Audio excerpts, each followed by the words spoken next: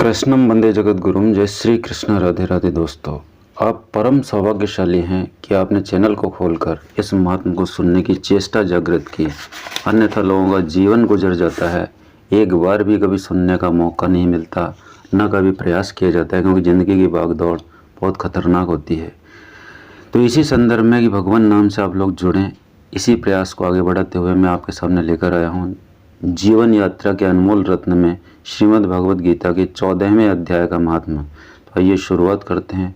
इससे पहले यदि आप पहली बार हैं तो आवश्यक रूप से सब्सक्राइब करेंगे, ऐसा मैं मानता हूँ, क्योंकि आप पर भगवान की असीम अनुकंपा हुई है।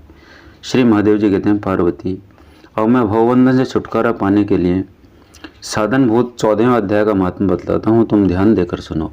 सिंगल द्वीप में विक्रम बेताल नामक एक राजा थे, जो सिंह के समान पराक्रमी और कलाओं के भंडार थे।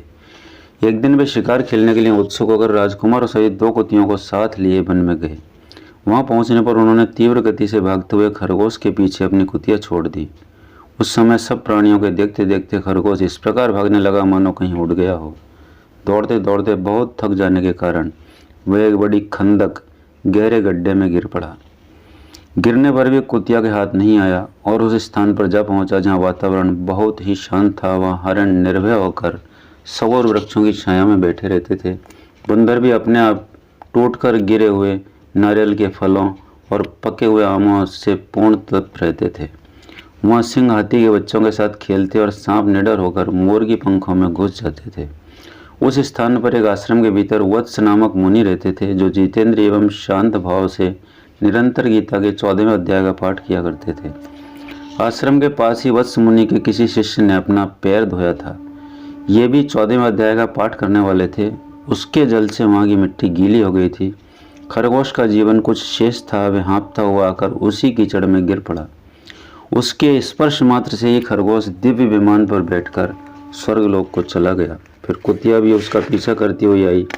वहाँ उसके शरीर में भी कुछ कीचड़ के छींटे लग गए। फिर भूख प्यास की पीड़ा से रही तो कुतिया का रूप त्याग कर उसने दिव्यांगना का रमणीय रूप धारण कर लिया तथा गंधर्वों से सुशोभित दिव्य विमान पर आरूढ़ हो वह भी स्वर्गलोक को चली गई। यह देख मुनि के मेधावी शिष्य स्कंदर हंसने लगे। उन दोनों के पूर्व जन्म के वैर का कारण सोचकर उन्हें बड़ा विस्मय हुआ। उस समय राजा के नेत्र भी आश्चर्य से चकित हो उठे। उन्होंने बड़ी भक्ति के साथ प्रणाम करके पूछा, विप्रवर, नीच योनि में पड़े हुए दोनों प्राणी कुतिया और खरगोश ज्ञानहीन होते हुए भी जो स्वर्ग में चले गए, इसका क्या कारण है? इसकी कथा सुनाइए। शिष्य ने कहा, भोपाल, इस वन में वत्स नामक ब्राह्मण रहते हैं। वे बड़े जितेंद्रिय महात्मा हैं। गीता के 14वें अध्याय का सदा जप किया करते हैं। मैं उन्हीं का शिष्य हूँ। मैंने भी ब्रह्म विद्या में विशेषज्ञता प्राप्त की है। गुरु जी की भांति मैं भी 14वें अध्याय का प्रतिदिन जप करता हूँ।